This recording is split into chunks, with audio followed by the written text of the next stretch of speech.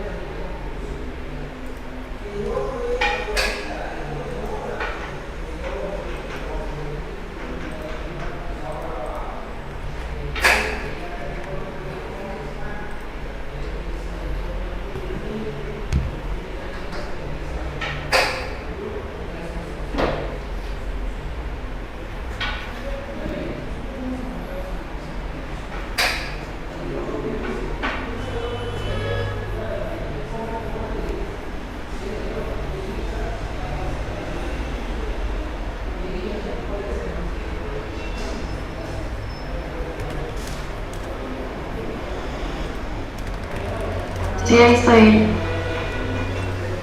Ok, perfecto, ahora sí.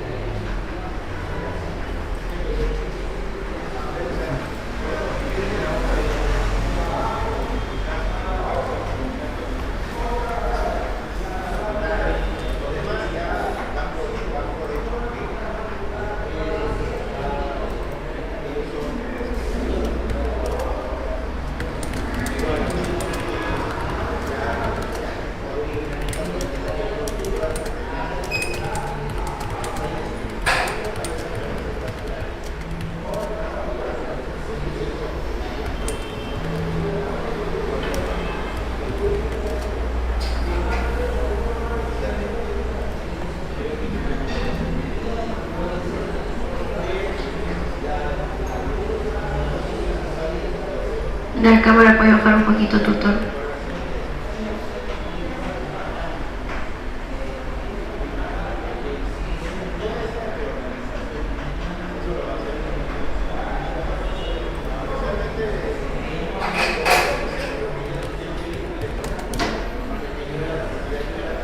Sí, está bien, gracias.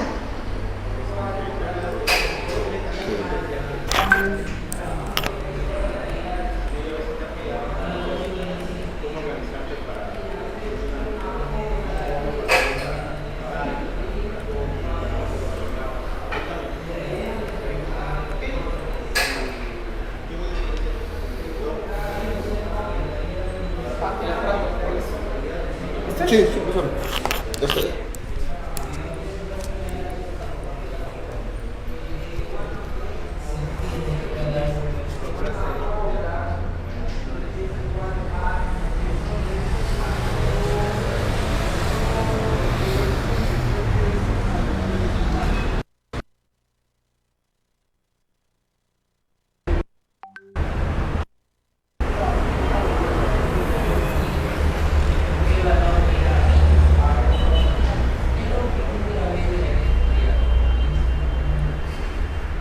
Bien, jóvenes, vamos a comenzar. ¿Qué tal? ¿Cómo están? Hoy vamos a hablar del periodo helenístico romano, el último periodo de la filosofía griega antigua, ¿ok?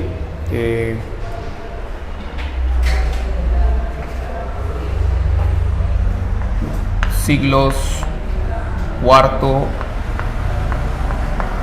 tercero, segundo, primero antes de Cristo, incluso los primeros siglos después de Cristo, ¿ok? Bien, los temas que van a ser centrales, ¿ya? Las preocupaciones de los filósofos giran en torno a temas morales, ¿ok? La felicidad, la búsqueda de la felicidad, la búsqueda de la libertad,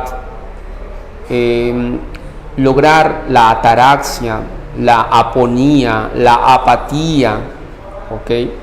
Entonces, todos estos temas tienen que ver con ética. La ética se convierte en la disciplina más importante, ¿ya? En este periodo.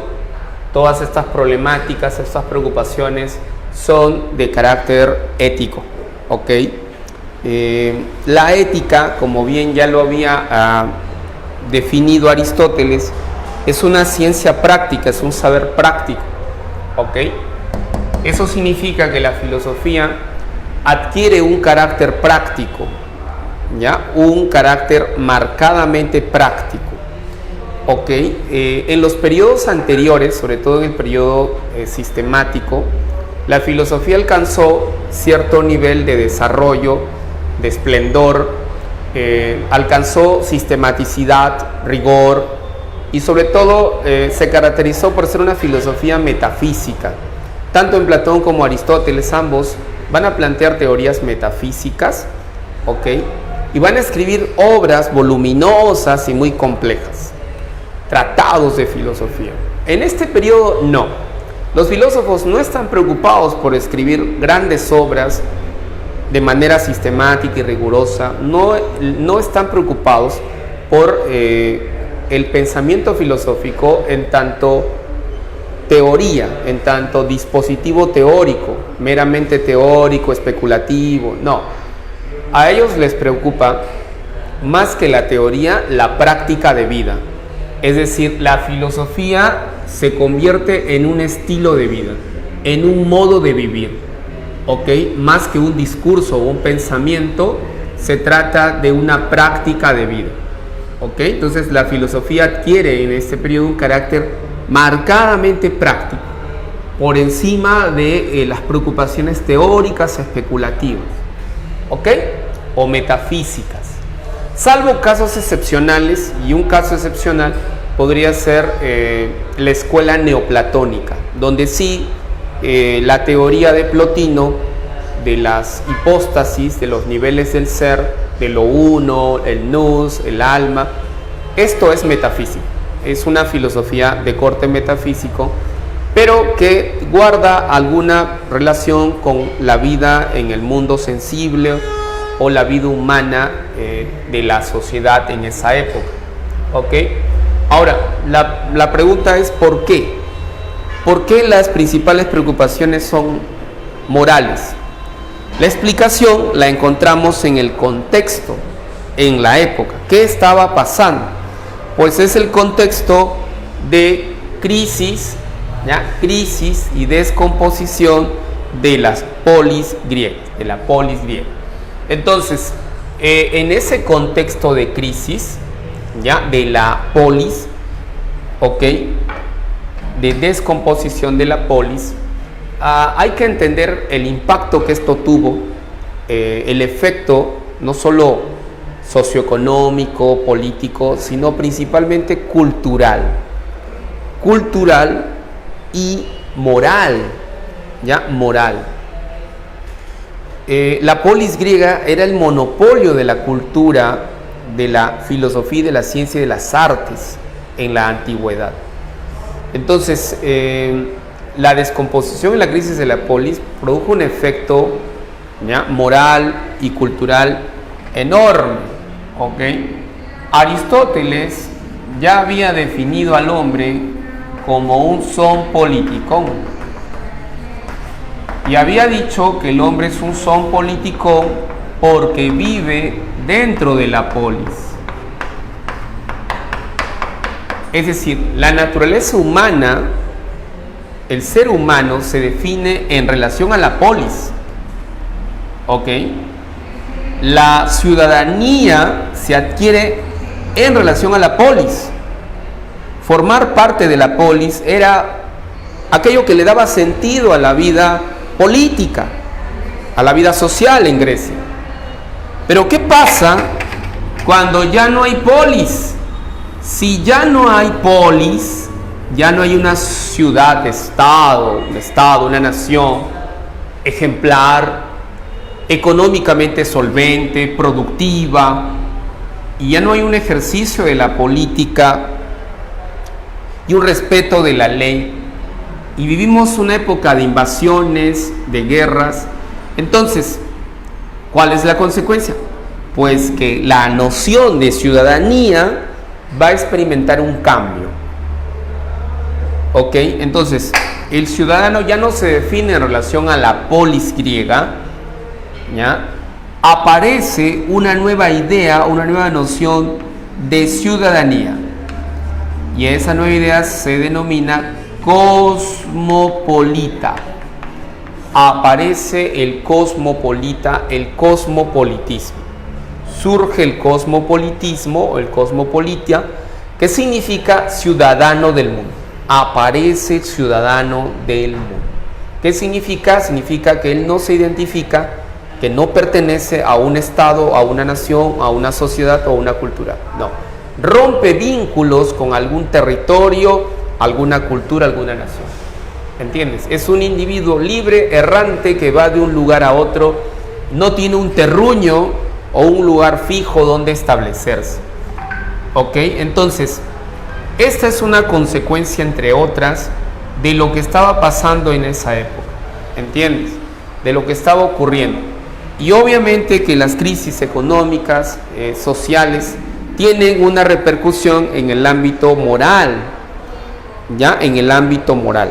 Entonces, en esta época la gente comenzó a preguntarse si podíamos ser felices o no fuera de la polis, en un contexto de crisis.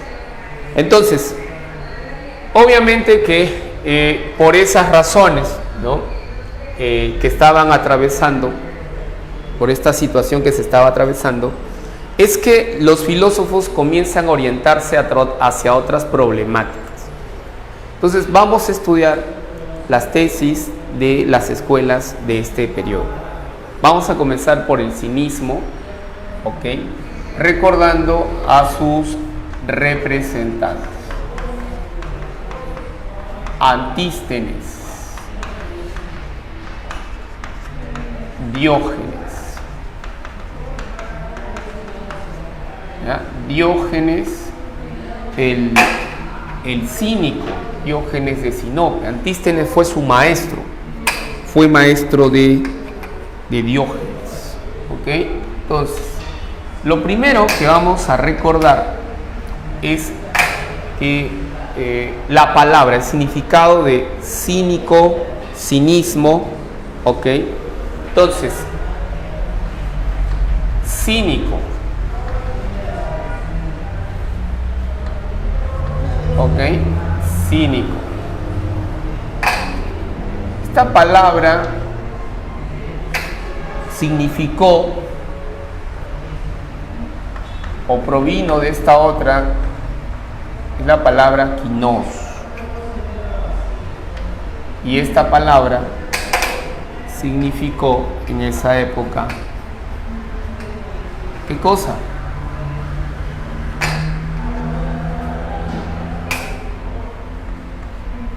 Esto. Perro. Ahí está.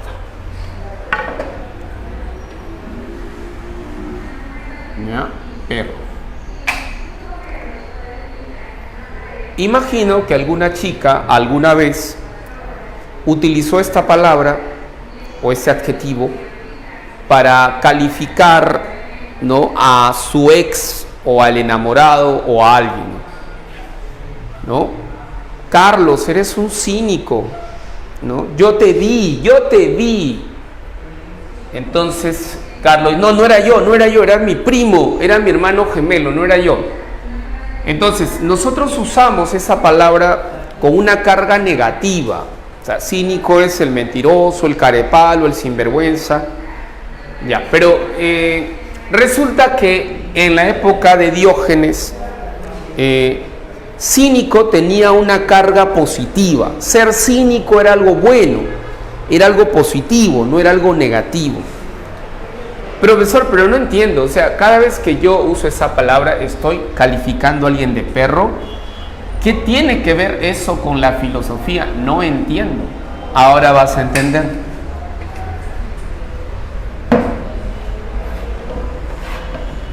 A ver.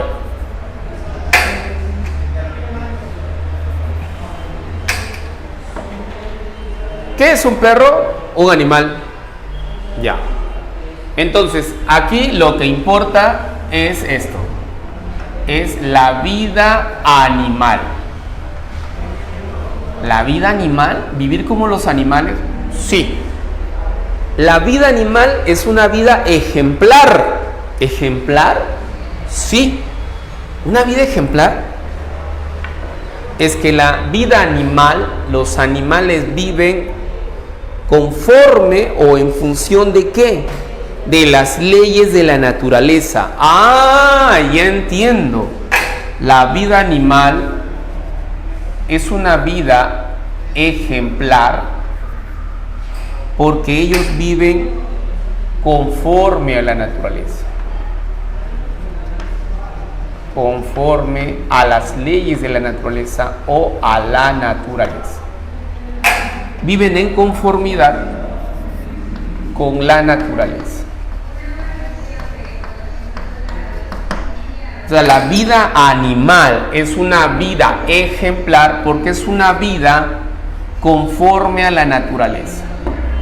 ¿Entiendes? Conforme a las leyes de la naturaleza. Y esa es la vida de un perro. O sea, ¿qué quiere decir eso en otras palabras?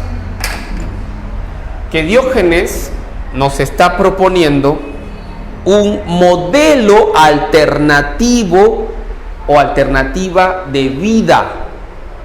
¿En contra de qué? En contra de la vida civilizada, la vida convencional, en contra de las convenciones sociales. Aquí hay otro modelo de vida, ¿ya? Otra vida ejemplar, la vida de los animales. ¿Ok? Entonces, la vida animal, conforme a la naturaleza, es es una vida ejemplar, ¿ya? Una vida ejemplar. Esto es un modelo de vida alternativo. De vida alternativo. ¿Ya? Modelo de vida alternativo. En contra, ojo, en contra de qué? En contra de la vida civilizada, en contra de la cultura. O sea, Diógenes es un filósofo contracultural. Se va en contra de la cultura, de la técnica, de la civilización que representó el progreso, entre comillas.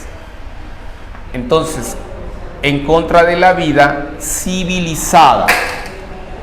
O sea, la vida natural se contrapone a la vida civilizada, ¿ya? A la vida civilizada, a la vida convencional, a los convencionalismos, a la vida civilizada. ¿Entiendes? Entonces, esa vida civilizada es la vida de los humanos, de las personas, bueno, que en esa época habían caído en desgracia. La polis ya no existe. El proyecto de vida civilizatorio, ¿ya?, de la polis ha desaparecido. Por tanto, este modelo de vida ya no es funcional. Hay que buscar otras formas de vida alternativas. La vida civilizada es la vida convencional. Está basada en las convenciones sociales y culturales. ¿Entiendes? La vida convencional, convenciones sociales y culturales. ¿Ok? Ahí está. Lo convencional. Convenciones sociales y culturales. Entonces, la gente vive en función de las convenciones. Así vive la gente. Diógenes estaba en contra de una vida convencional. ¿Qué es lo más convencional para un ser humano? Lo más convencional, por ejemplo, es vivir en una casa. Vivir en una casa es lo más convencional, lo decente, lo sensato, lo razonable y lo civilizado. Lo civilizado es vivir en una casa. Profesor, pero no entiendo, ¿y eso qué tiene que ver? Es que Diógenes fue muy consecuente con su filosofía. Él no vivía en una casa. Entonces él vivía, ¿en dónde? Él vivía en un tonel. ¿Un tonel? Un recipiente enorme, un cántaro enorme, ¿ya?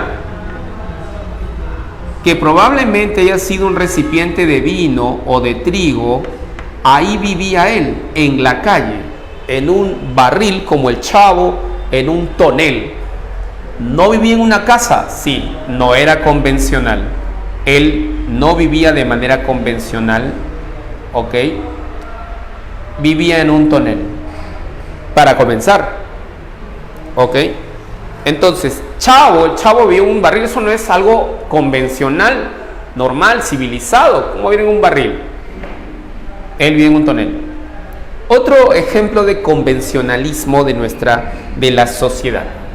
Otro convencionalismo, otro ejemplo de convencionalismo es el trabajo. El trabajo. Trabajar es también una convención. Tener trabajo, tener una convención, una ocupación es convencional. ¿Me entiendes? Es convencional. ¿Ok? Entonces, si no trabajas, eres un vago, ocioso, probablemente eres un delincuente o un indigente. Diógenes no trabajaba. Él no trabajaba, no tenía una casa. ¿Qué más? Otro ejemplo de convencionalismo. Familia. Lo más convencional, lo más normal es tener una familia, tener hijos. Diógenes no se casó, no tuvo esposa, no tuvo hijos. Sí, se nota que es, ojo, alguien que enfrentó o que rechazó las convenciones. ¿Me entiendes? No familia, no hijos, no buscó la fama, no buscó ser famoso, no ser un youtuber famoso, seguidores, eso le importaba un pepino. Si la gente opinara algo bueno de él, no le importaba, ni la fama ni el reconocimiento, porque la fama y el reconocimiento no es la fuente de felicidad, ni la riqueza, ni la fama, ni nada de eso. Eso fue rechazado por Diógenes. Profesor, pero tenía al menos un reloj o algo, un Rolex. No, también, un Rolex es parte del convencionalismo. Tener un reloj de lujo es intentar aparentar algo que no eres, pues. La riqueza, la familia, todo esto es convencional, es parte del convencionalismo de la sociedad. Y Diógenes rechazó todo eso. ¿Te das cuenta? Ah, ya entiendo. Y la principal razón por la que se enfrentó a los convencionalismos de su época es porque él fue un defensor radical ¿de qué? De la libertad individual. Él defendió la libertad individual de manera radical. Y todas estas convenciones nos convierten en esclavos. No somos libres cuando hacemos todo esto. Comprar una casa, trabajar 30 años de tu vida para comprar una casa que no la vas a disfrutar, porque cuando termines de pagarla probablemente estés enfermo, a tus 50, 60 años enfermo, y luego vas a tener que vender la casa para ir al hospital y pagar tus tratamientos. Entonces, o en todo caso, tus hijos, ¿qué hacen? Venden la casa y se gastan la plata, la herencia, o se pelean entre ellos por la casa, que es lo que a menudo ocurre. Trabajo, pasas más tiempo trabajando y apenas te queda tiempo para llegar a tu casa y dormir todos los días. Y entonces, en el caso de la familia, sí, tener familia te quita tu libertad. Tener una esposa te quita tu libertad. ¿Me entiendes? Te controlan. Algunas mujeres y hombres son celosos, muy celosos, controladores, ya no eres libre. ¿Quieres ir a jugar un partidito, una pichanga? No te dan permiso. No sales, hay que limpiar la casa, es domingo. Increíble. Entonces, los hijos también, los padres se vuelven esclavos de sus hijos porque tienen que trabajar para mantenerlos. Igual, buscar y acumular riqueza. Al final Diógenes dice, no, yo renuncio a todo eso porque quiero ser libre. Mi libertad y la felicidad es lo que más busco en la vida. Y esto no me va a brindar eso que estoy buscando. Entonces Diógenes fue muy consecuente con su filosofía y vivió de una manera distinta. ¿Ok? Entonces, es importante en ese aspecto lo que Diógenes decía, ¿ya? Que venía a ser esto, la autarquía. La autarquía. Este es el principio, un principio fundamental de su filosofía. La autarquía. ¿Ya? La autarquía, ¿qué significa autarquía? Autarquía significa autosuficiencia. Para ser libre se necesita autarquía. Sin autarquía no hay libertad individual. ¿Ok? Para ser libre hay que ser autárquicos, autosuficientes. No hay que depender de otros. Porque cuando tú dependes de otros, no eres libre, porque los otros deciden por ti. ¿Entiendes? Por ejemplo, ustedes viven en la casa de sus padres, son mantenidos por ellos, ustedes no son autárquicos. Y por ende, en consecuencia, no son plenamente libres. De repente son libres, medianamente libres, parcialmente libres. En ocasiones tú decides, de repente eliges la ropa que te vas a poner, el corte de cabello. Pero hay otras cosas que tú no decides. Depende del tipo de familia que tengas. Ponte que un joven le diga a sus padres, quiero estudiar literatura, quiero ser poeta como Vallejo. Y sus padres dicen, ¿qué? Nosotros ya hemos decidido, tú vas a estudiar medicina y no hay discusión. Así que ponte a estudiar porque pronto vas a estar en la universidad. ¿No? Prepárate. O sea, pero es que no, lo que tú pienses no nos importa. ¿Ok? Nosotros decidimos, porque te mantenemos, te damos de comer, vives en esta casa. Ahora, si tú quieres hacer lo contrario, pues tendrás que ser autosuficiente e irte de la casa y vivir, pagarte un departamento, buscarte un trabajo, etc.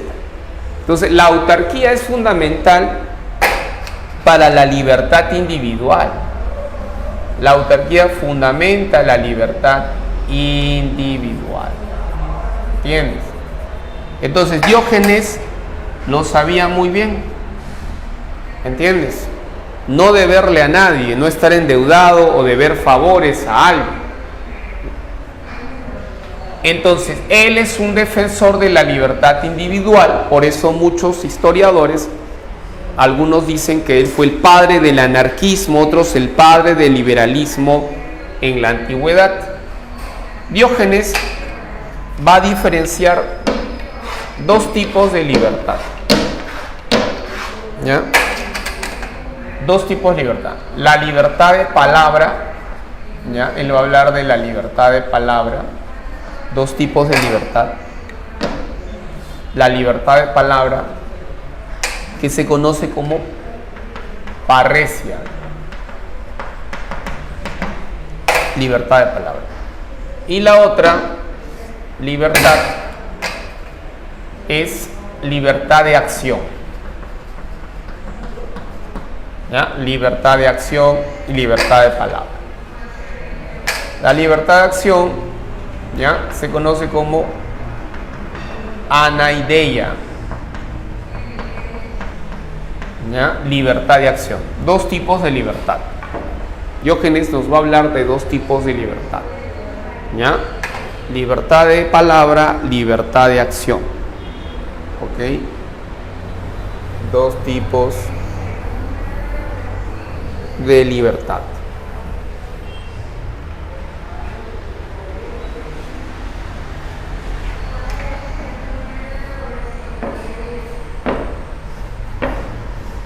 Muy bien, ponemos hedonismo.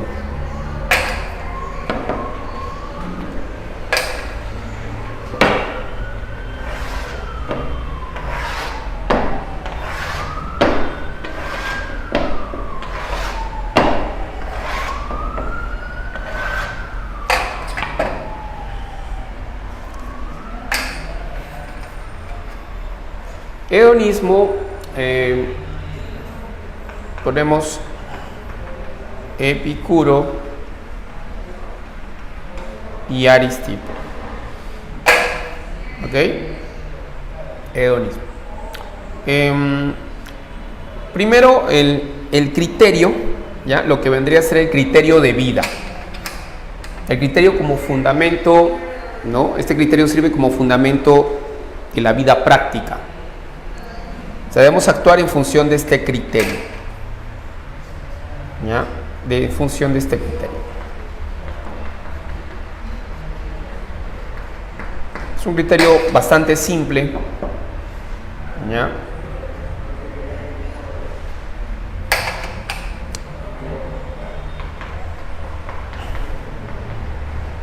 Lo bueno es el placer. Siempre hay que buscar el placer, hay que buscar lo bueno y evitar lo malo. Lo malo es el dolor. Entonces debemos evitar el dolor y buscar siempre, es decir, pensar antes de actuar, considerando que lo que buscamos es el placer y evitar siempre el dolor.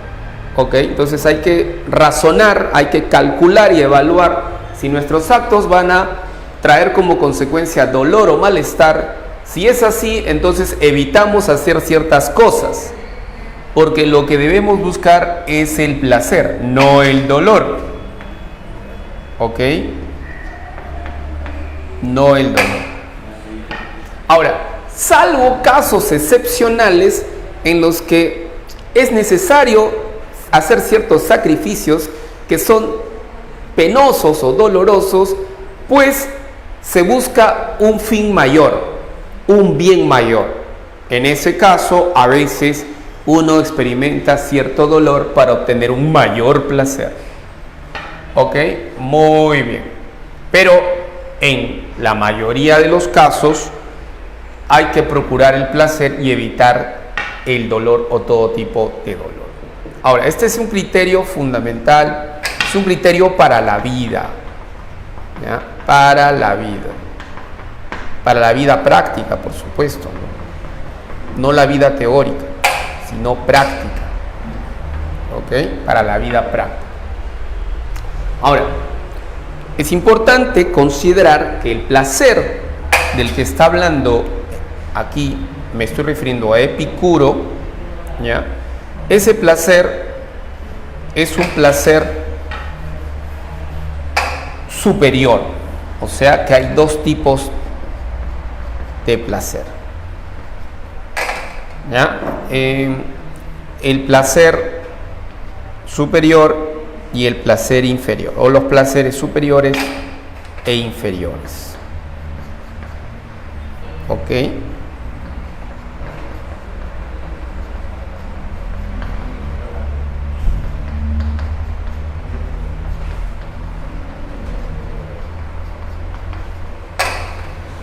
Superior e inferior. Los placeres superiores son los placeres intelectuales, los placeres que se obtienen de la sabiduría o como consecuencia del conocimiento, del acceso al conocimiento. Los placeres intelectuales. Y los placeres inferiores están asociados a placeres sensoriales o corporales. Sensorial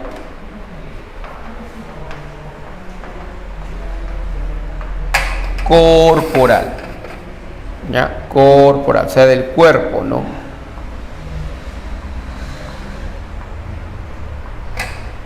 ¿Ya? Corporal, sensorial, ¿ok? Muy bien. Ahora, igualmente, los deseos. Entonces, los deseos, ¿ya? En relación a los deseos, debemos satisfacer, ¿ya? La satisfacción básicamente de los deseos naturales y necesarios. Estos son los deseos más importantes que debemos satisfacer. Deseos naturales y necesarios. ¿Ya? Estos son los deseos prioritarios. ¿Ya? Satisfacción de deseos. La satisfacción de estos deseos son indispensables. ¿Ya? Satisfacción de estos deseos.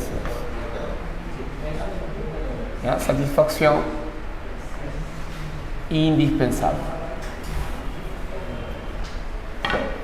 ¿Ok? Para poder vivir necesitamos satisfacer este tipo de deseos que son indispensables. ¿Ok? Naturales y necesarios. Naturales y necesarios, ejemplos son dormir. Es natural y es necesario. Hay que descansar para recuperar fuerzas.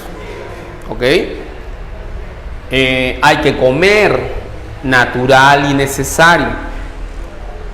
Hay que beber agua para hidratar el cuerpo, natural y necesario.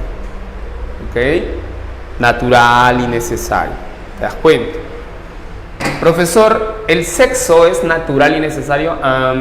El sexo es natural, pero aquí la palabra necesario significa que es indispensable para la vida, o sea, para poder vivir, no para la reproducción, sino para tu vida, conservar tu propia vida. Y entonces el sexo sería algo, ojo, entre comillas, innecesario. Es decir, si no tienes sexo no te mueres, te vas a morir en una semana o dos, un mes. ¿Ya? Pero si es natural.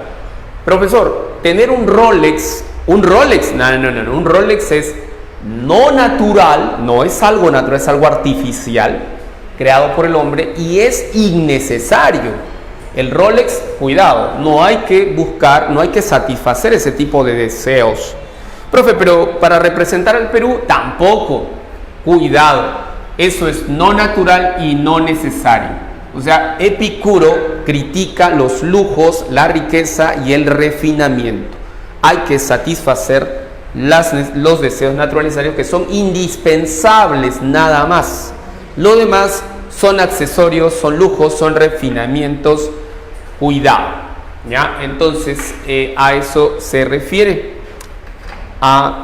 Además, es importante, ¿ya?, evitar el dolor, como ya se dijo, en el alma y en el cuerpo.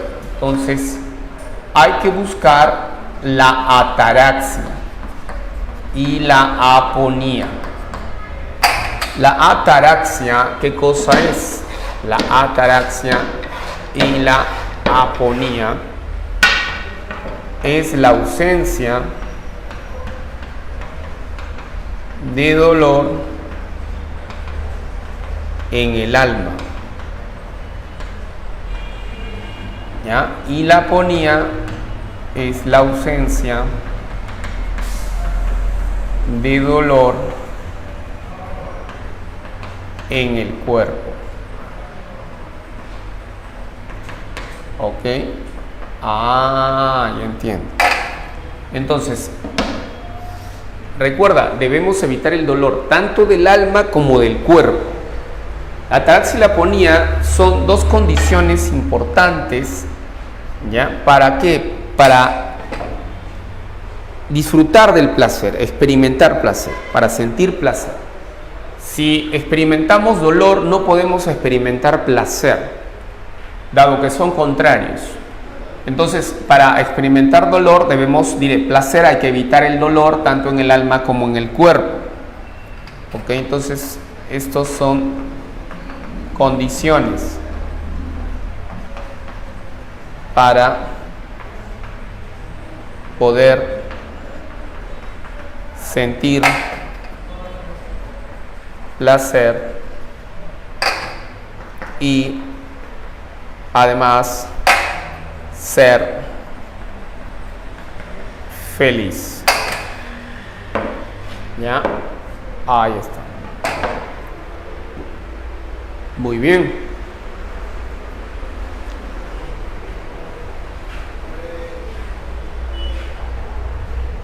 Otra idea es en relación a la filosofía.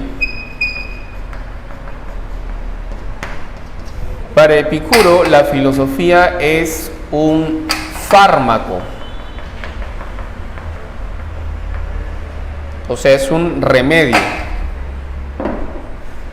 Es un fármaco, es un remedio que cura 4 cosas. ¿Ya? Que cura 4 cosas. El temor a la muerte,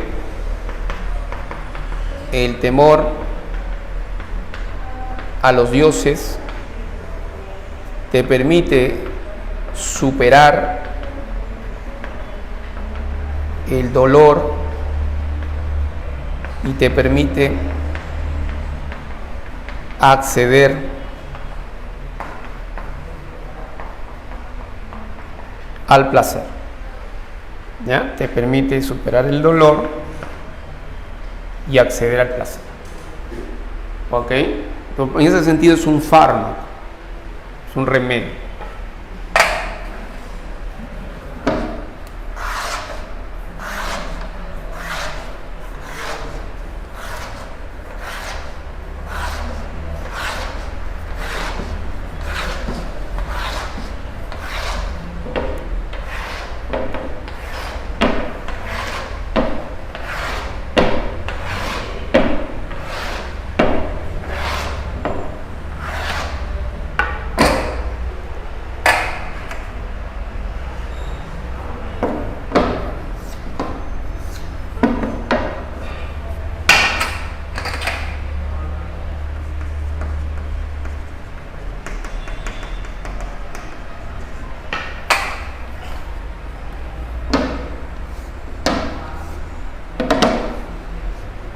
Escepticismo. Escepticismo.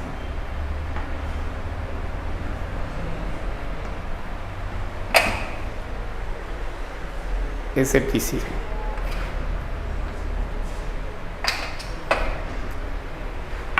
Aquí encontramos a Pirrón, el fundador de la escuela, Sexto Empírico, Carneades, Enesidemo, entre otros, los escépticos radicales. ¿Okay? ¿Qué sostienen los escépticos? Los escépticos niegan toda posibilidad del conocimiento de la verdad. Para los escépticos es imposible conocer la realidad. Sin embargo, la realidad existe. ¿Ok? Para los escépticos es imposible conocer la realidad, sin embargo, la realidad existe. ¿Ok? Es decir, ellos afirman que existe el mundo. La realidad existe. El problema es el conocimiento, pero no podemos conocerla. No podemos conocer la realidad. La realidad existe, pero no podemos conocer la realidad. Ah, ya entiendo. Ok. Eso significa que ellos se van a preocupar no tanto por cuestiones ontológicas, si la realidad existe o no, sino más bien por cuestiones nociológicas, es decir, el conocimiento de la realidad. Entonces, para ellos es imposible, ¿ya?, conocer la realidad. No se puede, ni con la razón, ni con los sentidos. O sea, estamos incapacitados, limitados, para poder conocer la realidad, para poder conocer la verdad acerca de las cosas. Pero las cosas existen, ¿ok? Existen. Muy bien. Esta postura escepticista radical, esta postura radical del escepticismo, es una consecuencia del radicalismo o de la radicalización. Es una consecuencia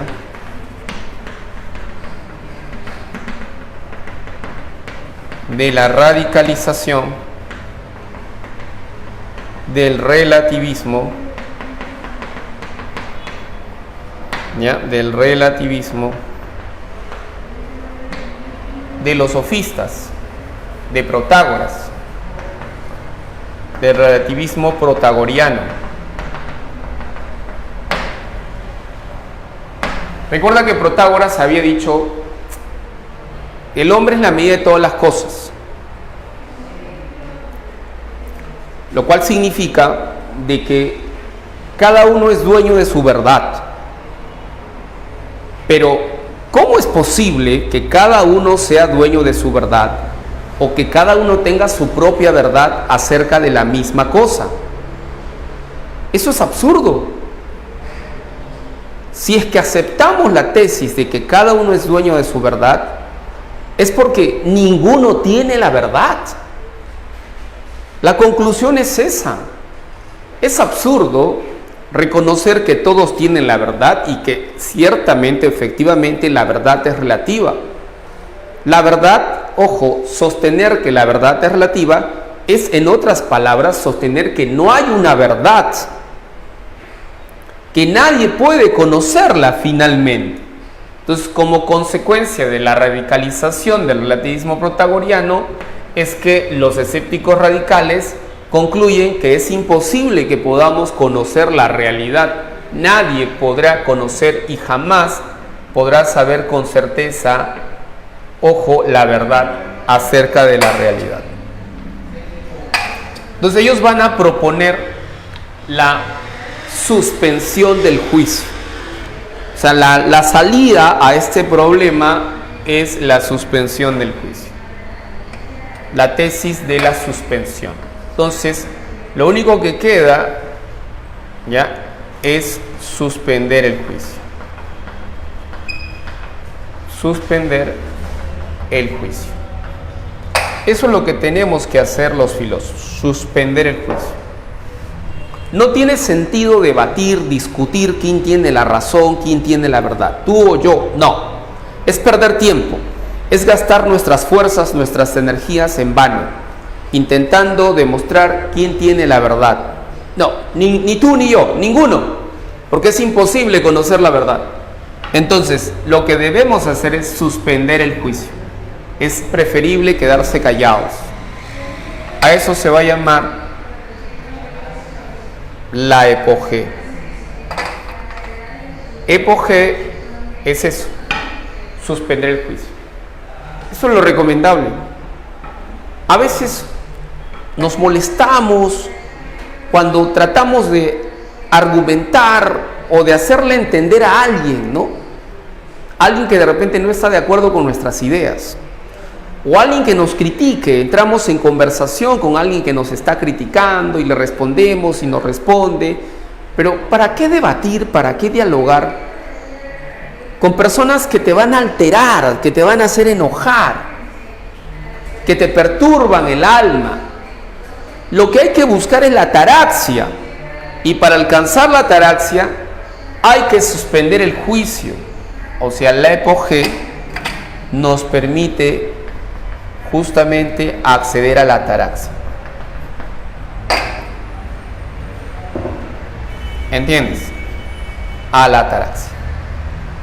Ahí está. Acceder a la ataraxia. ¿Ok?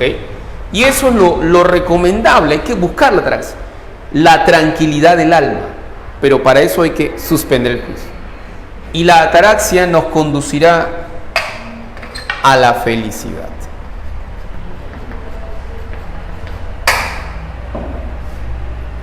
Porque si nosotros opinamos, hablamos, debatimos, eso nos perturba. ¿Entienden? Un claro ejemplo son las redes sociales. Las redes sociales, hay gente que tóxica, que te ataca, te critica por cualquier cosa, ¿no? Entonces, siempre hay gente así. O sea, no todo lo que tú puedas, tus contenidos que puedas, yo qué sé, mostrar, van a ser bien aceptados o recibidos por la gente. ¿Entiendes? Entonces, siempre hay gente que critica, hay gente negativa, pero eso te perturba. Es mejor no hacerle caso a eso e ignorarnos. ¿Me entiendes? Entonces, por ejemplo, hace poco un profesor, un colega, ¿no? Un amigo, ¿ya? Subió un video para promocionar a su academia. Y el video es un video de los Thundercats, donde los rostros de estos personajes salen con el rostro de profesores de esa academia. Y de pronto, como yo lo tengo agregado al Facebook, yo puedo ver, me aparecen los comentarios que él hace, y resulta que un alumno, no sé quién será ese alumno, de qué academia será, no se sabe, un alumno lo critica al profesor. Le dice: profesor, ya nadie ve los Thundercats, o sea, tu video no pasa nada, no va a tener jale, profe, estás como desfasado, y encima tu video está mal editado, ¿no? Está mal editado. Y entonces hizo el comentario y el profesor se enfadó, se enojó. Y eso es lo que ocurre, pues si le haces caso a la gente y te entras en un diálogo, en un debate, oye, y el profesor le contesta: primero ingresa a la universidad y luego opinas, no hables, cállate, o sea, así, de frente. El profe estaba molesto. Y luego se suman otros comentarios, ¿no? De gente que de repente dice: no es la manera de tratar, es un alumno, es un muchacho. Y otro dice: sí, está bien, así debes decirle, cállalo, ese chico, y no, que está hablando eso, etc. Entonces, uno se enfrasca en diálogos con gente indeseable. ¿Por qué pierdes el tiempo en eso? Entonces, no hay que hacer caso. Lo mejor a veces es suspender el juicio. Los ignoramos, se acabó. Estoy tranquilo, en vez de estar pendiente de lo que ellos digan. O sea, no hay que vivir de lo que los demás piensen, opinen. Peor sería, claro, para un youtuber eso sí es más complicado, porque el youtuber depende del público, de los seguidores, ¿no? ¿Entiendes? Imagínense esa situación. Pero lo recomendable es esto. ¿Ok? Muy bien.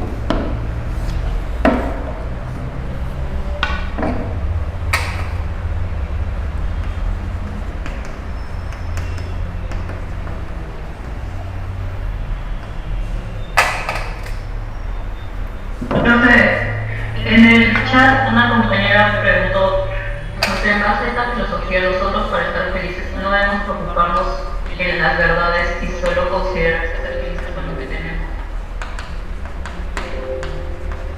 No entiendo, ¿cómo? La pregunta es sobre cuál escuela, sobre qué escuela es. Eso no se tendría que precisarlo, Ah, sobre esta, ya. ¿Cuál es la pregunta? Nosotros para estar felices no debemos preocuparnos en las verdades y solo considerar ser felices con lo que tenemos. Bueno, lo que tenemos, no sé si lo que tenemos te refieres a cosas materiales. Aquí no se contemplan las cosas materiales, no es una preocupación, no es un tema de discusión si posees riqueza o no. Eso de tenemos, ¿qué tenemos en un sentido material? Eso podría ser una preocupación de Diógenes. Aquí la preocupación es nociológica, tiene que ver con el conocimiento y el efecto que puede tener este en el estado de ánimo. O sea, el efecto psicológico que tiene creer que puedes alcanzar la verdad, creer que tú tienes la razón. Ya, eso está mal, pues. O sea, ninguno tiene la razón. O sea, el profesor, por más que insista en criticar a este chico, y el chico, por más que ataque al profesor, es perder tiempo, es un diálogo estéril, improductivo. ¿Por qué hacerle caso? Lo que ha provocado más bien ese diálogo es que tú te enojes, te enfades. Y entonces lo que debemos hacer es evitar ese tipo de situaciones, porque finalmente, ponte que tú leas esa conversación, ¿no? Ya. Desde el punto de vista del escepticismo, ninguno de los dos tiene la razón. ¿Me entiendes? Enfrascarse en, ojo, determinar que lo que dijo el chico es cierto, de repente, ponte el video de los Thundercats, es recontra anticuado, es para una generación de gente de los 40 o 50 años. Ya, él podría argumentar que sí, efectivamente, la crítica es válida. Y el profesor podría contraargumentar que en realidad no lo es, porque muchos adolescentes ven dibujos de antaño, de hace 30, 40 años atrás. Entonces, el asunto es que ninguno de los dos tiene la razón, ni el profesor ni el alumno. Nunca vamos a saberlo. Por ende, no tiene sentido estar discutiendo, debatiendo, atacándose. Aquí lo importante es mantener un estado de ánimo de tranquilidad, de paz. ¿Me entiendes? O sea, la epogea es la suspensión, es preferible quedarse callados. Porque finalmente nadie conoce la verdad. ¿Entiendes? Nadie tiene la razón acerca de algo, porque eso implica conocer algo. ¿Me entiendes? Poseer la verdad. Todo lo demás es ajeno al planteamiento de estos filósofos. O sea, estos filósofos no te están diciendo, oye, deja las riquezas, vive solo, sé libre. No, esas cuestiones no son relevantes para ellos, ¿no? Ellos están discutiendo en el plano del conocimiento, pero sí tiene mucho que ver con la felicidad, porque la felicidad es consecuencia de eso. ¿Me entiendes? Ahora, quienes van a trabajar más profundamente el tema psicológico del estado de ánimo y cómo es que se obtiene la felicidad son los estoicos, porque los estoicos plantearon un modelo de vida racional, muy racional, dejando de lado las pasiones, los placeres. Ellos eran apáticos, ¿ya? Y la apatía era algo muy importante, la indiferencia, la insensibilidad frente a lo que ocurre a tu alrededor, frente a lo que los demás puedan decir. ¿Ya? Claro, el propósito era también la ataraxia y la felicidad, pues. Cuando uno se crea muchas expectativas sobre algo y termina engañado, eso duele. Cuando fracasas frente a algo, ponte el examen de admisión, eso te afecta al no ingresar. Pero un estoico, ojo, no le importa al estoico. Pase lo que pase, el estoico se mantiene imperturbable, inconmovible, porque no se ha generado demasiadas expectativas. En gran parte el dolor, el malestar que puede generarse el individuo depende más del individuo que de las cosas que están a nuestro alrededor. Depende qué actitud adoptes tú frente a la realidad. No tanto la realidad frente a ti, sino tú frente al mundo. ¿Qué actitud adoptas? ¿Me entiendes? Ponte, te robaron, a ver. Vamos a suponer, te robaron el celular. Ya, pues ya te robaron. ¿Qué haces al respecto? Lo que normalmente ocurre es que la gente se enfada tanto consigo mismo, se pone triste y ese día es un día que están renegando por qué saqué el celular, por qué lo hice, por qué lo saqué si sabía muy bien que las combis o los micros siempre roban, por qué hice esto, por qué lo otro, ahora no tengo celular. Entonces, ¿se dan cuenta que el ser humano se enfrasca, se ahoga en un vaso de agua por algo que ya ocurrió? Es decir, no tienes el celular, esa es la realidad. Entonces, lo que debes hacer al respecto es cambia tu actitud frente a este hecho. ¿Me entiendes? Y no estar sufriendo por algo que ya ocurrió. ¿Me entiendes? Entonces, te termina tu novio. Ya. ¿Cuál es la actitud frente a eso? ¿Cómo actuaría un estoico y cómo actuamos los seres humanos convencionales? O sea, un estoico diría, ya ocurrió. Y un estoico diría, bueno, no importa, ya pasó, se acabó. Entonces, uno tiene que continuar su vida. Estar sufriendo y todo eso, no. El estoico cree que es producto del destino, así que normal. Si alguien le termina, el estoico dice gracias, muy bien, muchas gracias, bueno, normal. Oye, pero no te afecta, no, es que nunca me hice expectativas, sabía que esto podía terminar en cualquier momento, así que normal, no me afecta. ¿Qué? ¿Es en serio? Sí, soy estoico. El estoico tiene otra manera de pensar y otra actitud frente a la vida, ¿entiendes? Es muy racional en ese sentido, ¿ya? Obviamente ninguno de ustedes ni yo somos estoicos. El estoicismo ya no existe.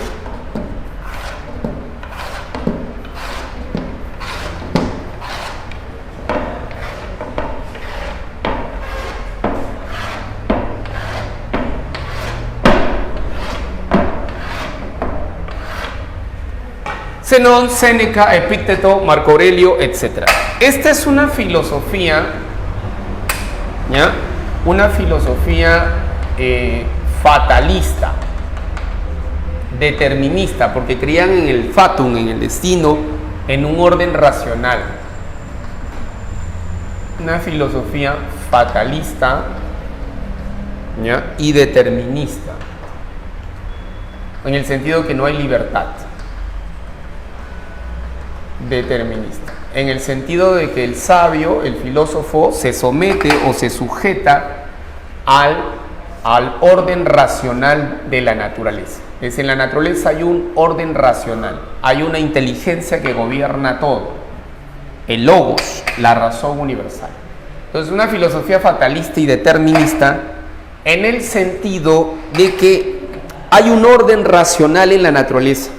Y frente a ese orden racional no podemos luchar, tenemos que aceptar ese orden racional. ¿Ya? Entonces, hay un orden, ¿ya? Un orden racional, ¿ya? Un orden racional en la naturaleza.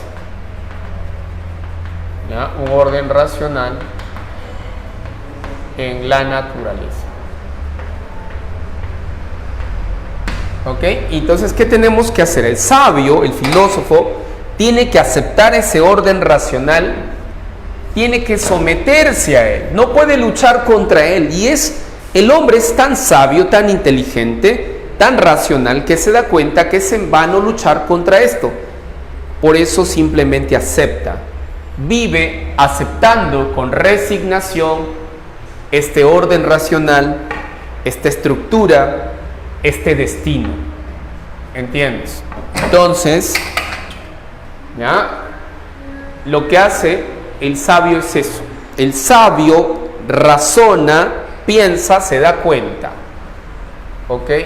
El sabio, el filósofo, ¿ya? Actúa de modo racional, ¿ya? Con apatía y con resignación frente al destino. ¿Ya? Ok. Actúa de modo racional,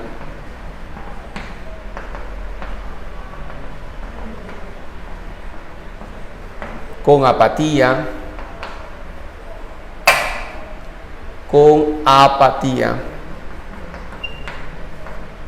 y resignación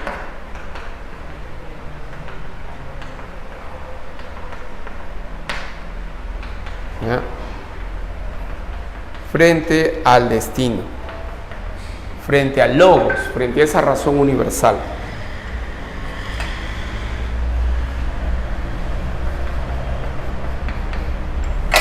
Nada se puede hacer.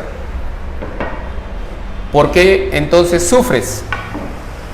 Si ya nada se puede hacer, si ya te robaron el celular, ¿por qué sufres? Si ya nada se puede hacer, no lo vas a recuperar. Es en vano. Entonces, si no puedes cambiar la realidad, ¿por qué sufres? No tiene sentido. Entonces, tienes que cambiar tu actitud frente a la vida para que logres justamente la tranquilidad del alma y por ende vivas tranquilamente y feliz. ¿Ok? Entonces a veces nos enojamos, puede pasar, pero no estamos actuando, hay que aprender de los estoicos. Por ejemplo, yo tengo un hijo de 4 años y mi hijo es muy travieso, es extremadamente travieso. De las muchas cosas que ha roto, innumerables cosas que ha roto, tirado. Por ejemplo, recuerdo un engrampador, tenía yo un engrampador, y yo siempre lo uso a veces para mis separatas, mis resúmenes, y lo rompió, le sacó, hay una especie de resorte, no sé cómo hizo que lo destrozó. Yo compré otro y lo destrozó también, y eran 2. Y entonces compré otro y ahora estoy que lo cuido más, o sea, no lo dejo a su alcance, pero uno puede renegar, pero al final me río de eso, porque ¿qué puedo hacer? Él de todas formas lo encuentra, no sé cómo hace, pero lo encuentra. Entonces, al final podemos renegar y todo, pero la realidad es que ya se rompió, pues. Se pudo haber evitado, sí, pero ya ocurrieron las cosas, ¿no? Entonces hay que cambiar la actitud frente a la realidad.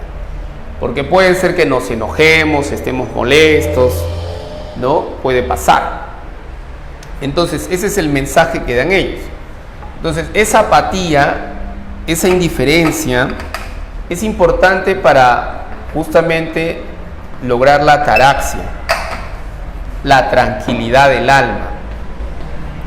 Y por ende, alcanzar la felicidad. ¿Entiendes? ¿Ya? La apatía, insensible, indiferente, bueno, pues normal. La tranquilidad y la felicidad, ¿ok? A estar pues enfrascados, llorando, sufriendo, lamentándose por algo que ya ocurrió. ¿Entienden? Entonces, una chica estoica, ¿cómo toma cuando un chico le termina o un chico le termina a una chica, dependiendo? ¿Cómo adopta? ¿Cuál es la actitud? Bueno, normalmente los chicos se enfadan, lloran, sufren y todo eso. Pero si fueras estoico, lo tomarías de otra manera, de la mejor manera, ¿entiendes? Incluso se lo agradeces. Gracias por terminar la relación. Creo que sí era lo mejor, ¿no? Tal vez tú y yo seamos felices con otras personas. Genial, gracias. Increíble, ¿cierto? Entonces eso lo puedes analizar, bueno, a posteriori, ¿no? Tal vez en el momento sufras un poquito frente a esa situación. ¿Ok? Ahí está.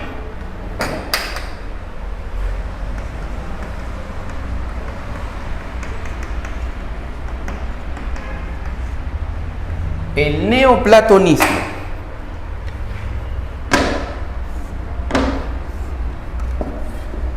El neoplatonismo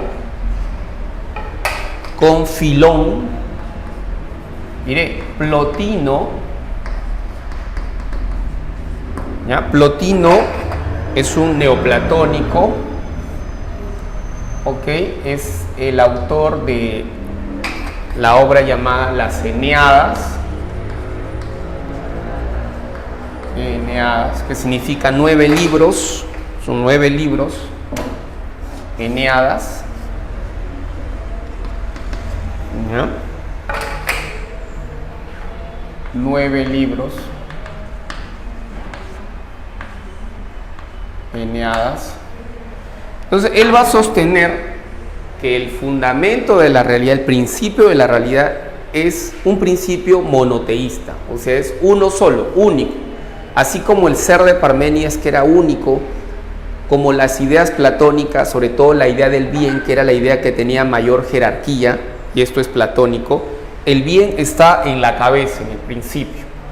Entonces, él va a sostener que existen tres hipóstasis. Ya va a plantear las hipóstasis. ¿Ya? ¿Qué cosas son las hipóstasis? Las hipóstasis son niveles del ser. ¿Ya? Son niveles del ser o niveles de realidad.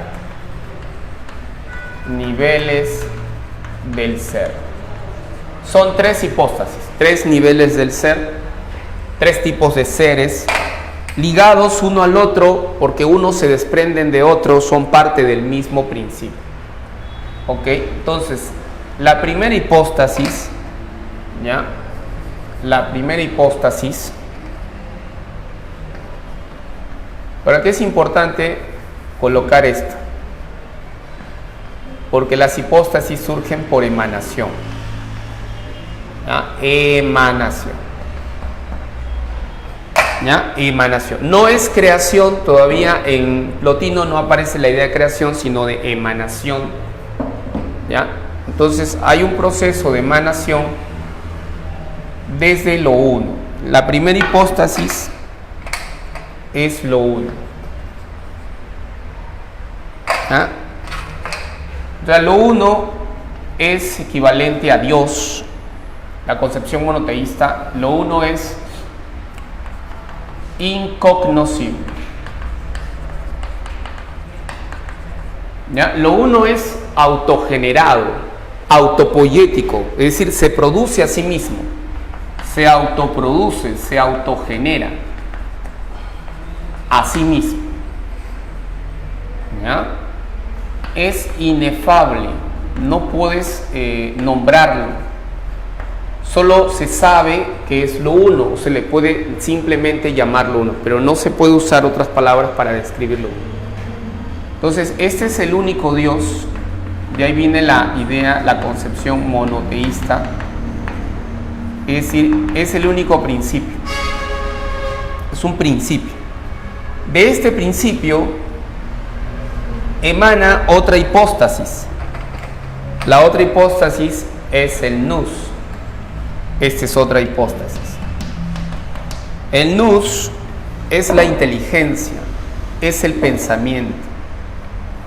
¿Ya? La inteligencia, el pensamiento, la razón. El pensamiento, la razón, la inteligencia. Y ciertamente, únicamente a través del nous se puede conocer lo uno. O sea, a través de la razón, de la inteligencia, se conoce lo uno. Luz se desprende por emanación, sale de lo uno, se desprende de lo uno. Y del nous se desprende el alma. Surge el alma también por emanación. ¿Ya? Por emanación. El alma tiene una doble naturaleza, en el sentido de que tiene una naturaleza material o sensible y una naturaleza espiritual inmaterial. ¿Por qué? Porque el alma conecta el mundo sensible con el mundo ideal. ¿Ok? Doble naturaleza. ¿Ya? Entonces, comunica o conecta o enlaza, sirve de enlace, ¿ya?, al mundo ideal con el mundo sensible. Entonces, del alma es que se desprende finalmente la materia. La materia se desprende por agotamiento. La materia es algo negativo, es algo malo, es lo último que aparece, ¿ya? Y con ella aparece el mundo sensible, el mundo material. La materia surge por una especie de agotamiento.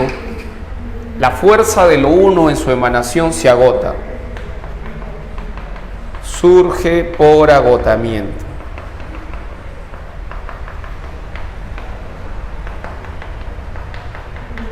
Agotamiento de lo uno.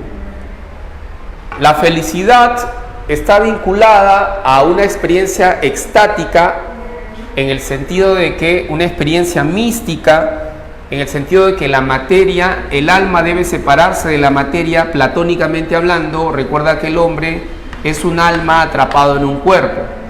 Entonces el alma debe retornar a lo uno. Y en esa unión con lo uno, en ese retorno a lo uno, del cual se desprende en un comienzo, entonces se logra lo que se llama la felicidad, pero como consecuencia de una unión mística con lo uno. O sea, lo místico significa unión con lo uno, un retorno al principio. Es muy platónico en el sentido que las almas regresaban al mundo de las ideas después de separarse del cuerpo. ¿Ok? Entonces, esa es la concepción, la teoría metafísica de lo uno de Plotino en relación a la realidad, al cosmos.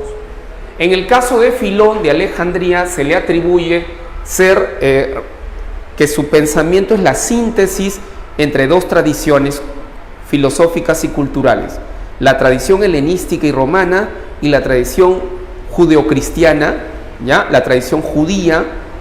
Esas síntesis entre estas dos tradiciones culturales dan origen al cristianismo, ¿ya? Eso se llama sincretismo cultural.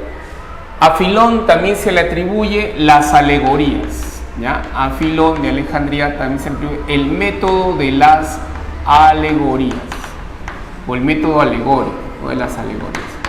Método para interpretar la Biblia, además del método literal de lectura de la Biblia, se puede interpretar metafóricamente la Biblia. Es decir, que cuando en la Biblia dicen Dios creó el mundo en un día, dos, el universo, 2, 3 días, 4 días, el último día, se puede interpretar metafóricamente que Dios no se refiere a un día en el sentido de 24 horas.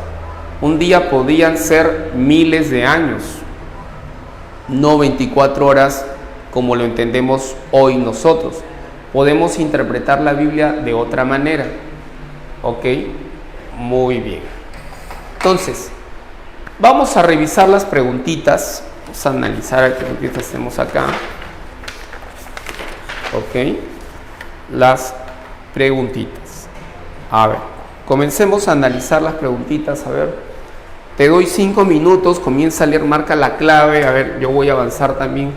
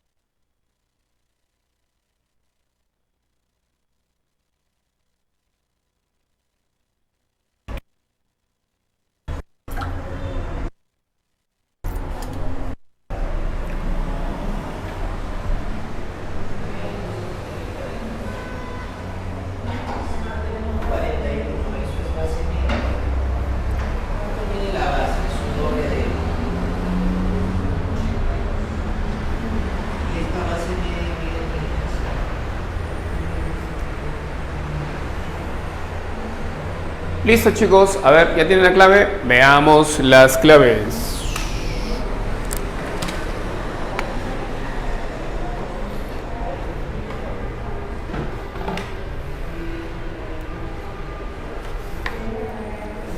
A ver, María sostiene que no debemos sentirnos orgullosos de pertenecer a determinado país.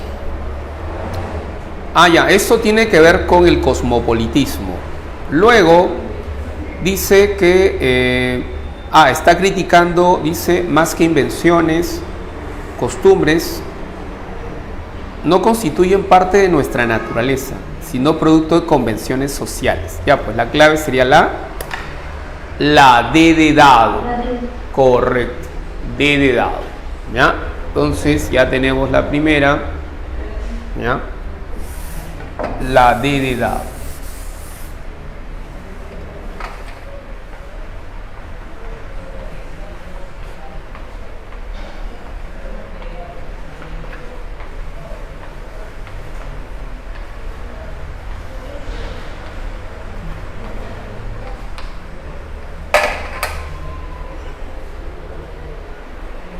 Bien, vamos con la número 2. ¿Cuál es la 2?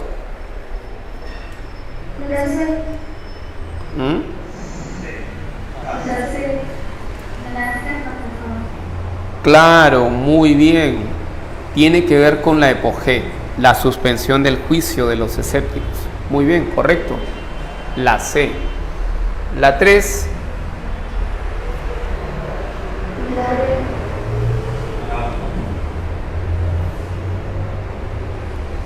A ver, la 1 es falsa, la 2 es verdadera. Ausencia de dolor, correcto. 2, correcta. 3, falso.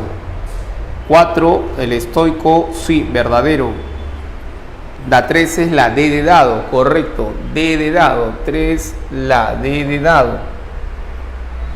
D de dado. 4. Según el texto podemos señalar que el estoicismo plantea, ya, a ver qué plantea. Plantea que la D de dado, la vida debe desarrollarse en función a una racionalidad o una razón universal. La D de dado. Hay un orden racional en el mundo, recuerda, es un logos, una inteligencia. El destino. 5, podemos inferir que, a ver en la 5, ¿qué dices? Bueno, algo en lo que coinciden estoicos y cínicos es que ambos buscan vivir conforme a la naturaleza o en conformidad con la naturaleza. ¿Ok? Es decir, en armonía con la naturaleza, pero la diferencia es que no entienden la naturaleza de la misma manera. Para los estoicos, la naturaleza está Dios, hay una inteligencia, un orden universal.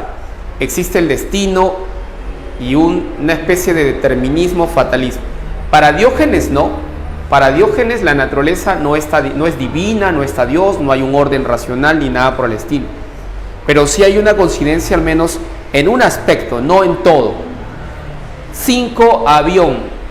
5, avión. 5, avión. 6, verdadero o falso. Los cínicos. La primera es falsa, pues.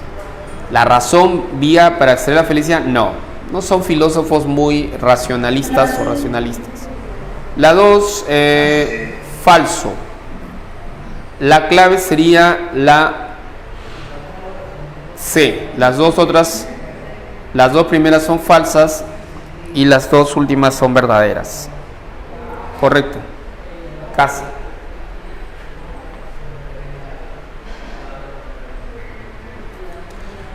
En la 9, Fiorella es una joven estudiante.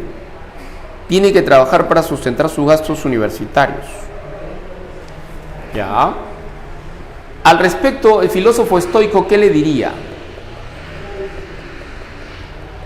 Ella se lamentaba todo el tiempo que lo que le ha sucedido, ¿no? En lugar de lamentarse, ¿qué actitud debe adoptar ella frente a la realidad? La clave sería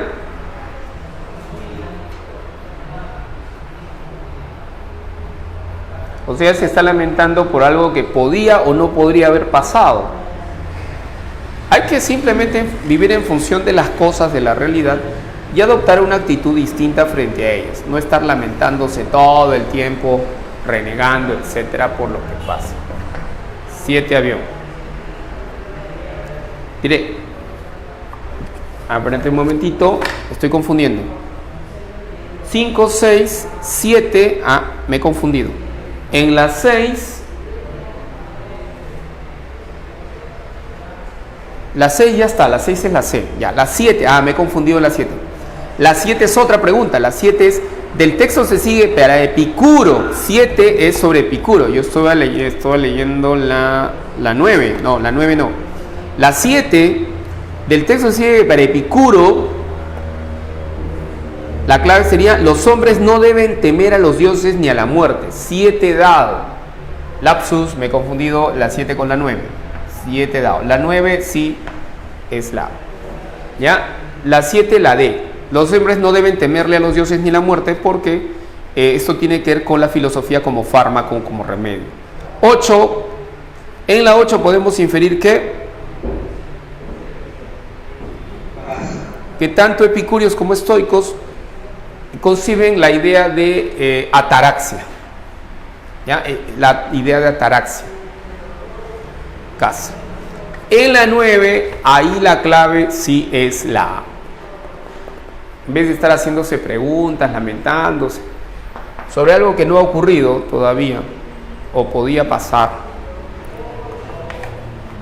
En la 10, Pirrón ataca todas las teorías del conocimiento que buscan como lo trataron los estoicos y epicuros, dice, ¿no? Epicúreos, ciertas experiencias perceptivas que proporcionan información plenamente puntual acerca de la naturaleza exterior. Ya. Aquí es un cuestionamiento a lo sensorial, a los sentidos como fuente del conocimiento. Para los escépticos, pues no hay ninguna fuente del conocimiento verdadera o que nos acerque, que nos permita conocer la realidad.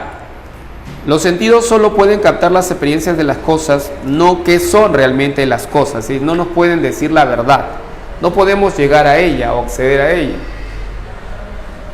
Casa. En la 11, Epicuro dedicó una gran parte de su vida al estudio de fenómenos naturales, según los principios del atomismo. O sea, Epicuro recoge el atomismo de Demócrito, vuelve a plantear una ontología basado en los átomos y el vacío como principios de la realidad. Eso es correcto. Ahora, dice acá, ¿qué se puede concluir que Epicuro qué hizo? Pues lo que hizo es continuó con una tradición que planteó Demócrito, los presocráticos. Demócrito particularmente continuó con esa tradición filosófica atomista materialista, y así también continuó con el estudio de la naturaleza, ¿ya? De la naturaleza. Por lo tanto, en ese sentido, la clave sería la B de burrito, ¿ya? En Epicuro, en Epicuro hay una llamada canónica, ¿ya? La canónica de Epicuro.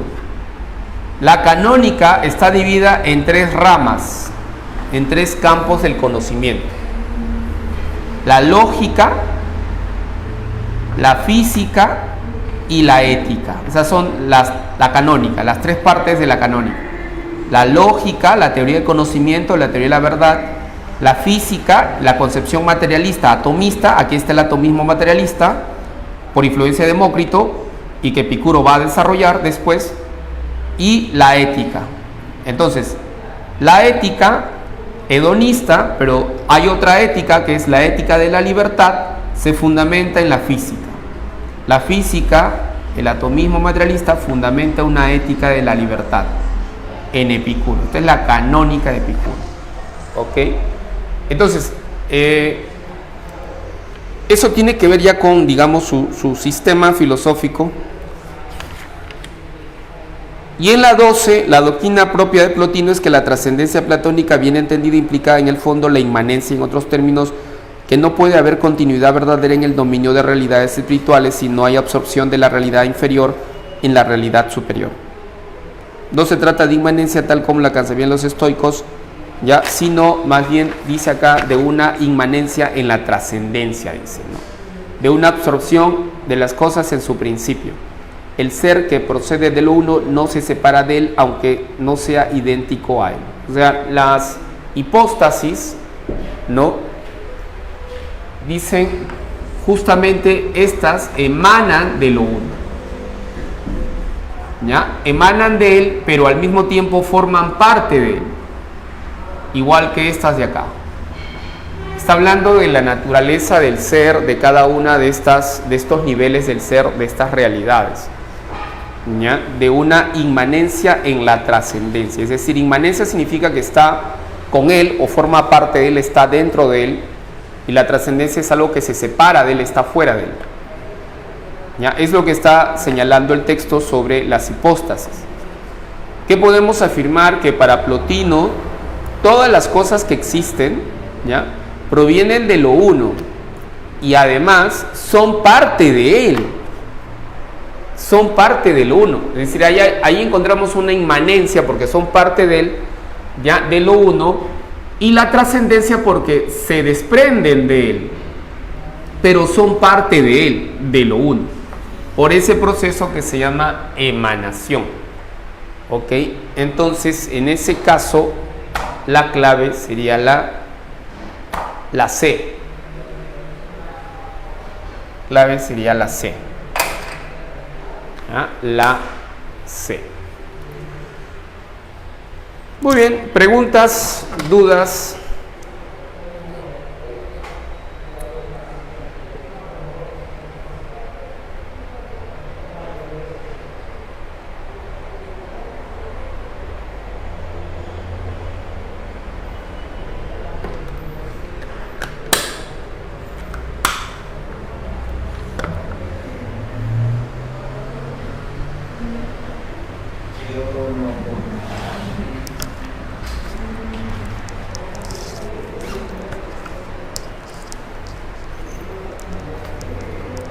¿Sí?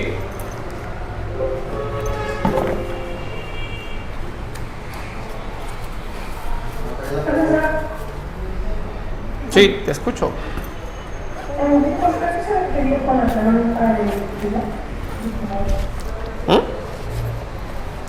Canónica se refiere a un sistema filosófico complejo, es decir, es una especie de sistema filosófico que intentó construir Epicuro, que bueno, para algunos es un sistema, más o menos a lo platónico, a lo que planteó Platón y Aristóteles como un sistema filosófico.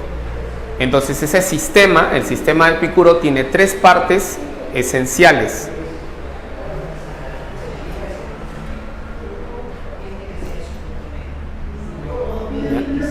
Esas partes esenciales justamente son las que mencioné. Una lógica, que vendría a ser la teoría del conocimiento, y la teoría del conocimiento en Epicuro es que Epicuro es empirista, él dice que el conocimiento se basa en los sentidos, en las sensaciones. Entonces, la lógica o la teoría del conocimiento está basada en una teoría sensorial, sensible, o si quieres, empirista. Se conoce por observación. Y la física es una concepción atomista y materialista que recoge de Demócrito. Y en la ética habla no solo del hedonismo como ética, como criterio y fundamento de la vida práctica, sino que aquí habla de la libertad. E intenta justificar la libertad o fundamentar la libertad en el atomismo de Demócrito. Para eso introduce el concepto de azar en contra del concepto de necesidad. Y también lo que hace es introduce un tercer tipo de movimiento para el átomo, que se llama desviación. Bueno, los romanos le van a llamar clinamen, ¿ya? Porque los romanos van a encontrar en Epicuro una filosofía muy interesante. Lucrecio, por ejemplo, un filósofo romano, va a estudiar la filosofía de Demócrito, de Epicuro, y va a hacer un análisis de justamente el atomismo materialista, porque Lucrecio es un materialista, ¿ya? Y después, en el siglo XIX, Carlos Marx, presenta una tesis, ¿ya?, para obtener el doctorado, una tesis filosófica. Y la tesis filosófica de Marx se titula La diferencia entre la filosofía de la naturaleza de Demócrito y la filosofía de la naturaleza en Epicuro. O sea, la tesis de Marx trata sobre la canónica, pero principalmente se centra en estas dos partes de la canónica, ¿ya?, demostrando que Epicuro va más allá de Demócrito, es decir, plantea algo diferente, que no está repitiendo a Demócrito, porque los historiadores siempre habían señalado que Epicuro no plantea nada nuevo, que ya Demócrito lo había planteado. Entonces Marx quiere demostrar que Epicuro sí plantea algo diferente a lo ya planteado por Demócrito. Y Marx se basa obviamente no solo en Epicuro, Marx se basó en Lucrecio, en varios historiadores y filósofos de la época. En la tesis de Marx, la tesis para el doctorado que presentó Marx, cita a Aristóteles, Diógenes Laercio, historiador, Diógenes es un historiador de la filosofía antigua, Aristóteles, cita a Cicerón, a varios filósofos para tratar de, ¿no?, para demostrar la diferencia entre Epicuro y Demócrito. Esa fue la tesis del joven Marx cuando Marx era un jovencito. Antes, eso es una etapa, eso se llama la etapa de juventud de Marx, es el joven Marx, antes de que, o sea, Marx ya era hegeliano en esa época, pero todavía Marx no había escrito el manifiesto comunista, no era el Marx socialista que conocemos hoy en día, no era el Marx del materialismo histórico, no, nada que ver con eso, ni del Capital. Es el joven Marx que está todavía formándose en la universidad, estudiando Derecho, y que al finalizar la carrera presenta esa tesis para obtener el grado de doctor. ¿Entiendes? Es una tesis estrictamente académica y monográfica. No es una lectura política del atomismo, de la libertad humana. Sin embargo, algunos dicen que en esta tesis estaría sentando las bases o prefigurando lo que después se va a denominar el humanismo marxista, la concepción del hombre en Marx, el humanismo, y vinculado a la libertad, la defensa de la libertad en relación a la clase trabajadora enfrentada con el capitalismo, con la explotación, con la opresión, ¿no? Entonces, es interesante la lectura que se puede hacer desde ahí, ¿no?, desde la tesis de Marx, para entender a estos filósofos de la antigüedad, ¿no? Profesor, Dime. una pregunta. Entonces, si el uno no es, por ejemplo, Dios, como se podría decir, ¿qué cosa específicamente es el uno? ¿Cuál? El uno. Es que no se sabe con certeza, esto solo es una interpretación. Es que es inefable. ¿Qué significa inefable? Significa que no se puede nombrar, lo único que sabemos es que es esto. O sea, tú no puedes atrapar esta realidad con un nombre, porque los nombres, los términos o los conceptos delimitan el objeto, pero no se puede hacer eso con lo uno. Lo uno es algo que escapa a nuestra comprensión porque es incognoscible, ¿entiendes? No se puede saber, no se puede conocer. Lo único es que ciertamente existe algo, un ser que dio origen a todo lo existente y que los cristianos van a llamar Jesús, Cristo, ¿no?, después, ¿entiendes? Pero entonces no es como que si no se lo puede decir Dios, sino es algo parecido, o hasta podría decir como que tipo antecedente, pero no Dios. Claro, porque incluso no se usa esa expresión. Yo lo estoy poniendo ahí como interpretación, o sea, estamos interpretando lo que Plotino planteó, pero simplemente es lo uno. Y los estudiosos, ¿cómo lo han interpretado? Que esto es el antecedente más inmediato del monoteísmo cristiano. Es decir, que es un principio y no son varios, por lo tanto no es una concepción politeísta, sino monoteísta, como un antecedente remoto o inmediato al cristianismo, ¿no? ¿Me entiendes? Entonces no se puede afirmar otra cosa de lo uno. Y Platón, en Platón sería el bien, la idea del bien, ¿no?, en Platón. que era la idea suprema que tenía la mayor jerarquía, ¿no? Que podría también estar ligado a la idea de demiurgo en Platón, ¿no? Muchas gracias. Muy bien, chicos, cuídense mucho, nos vemos, hasta luego.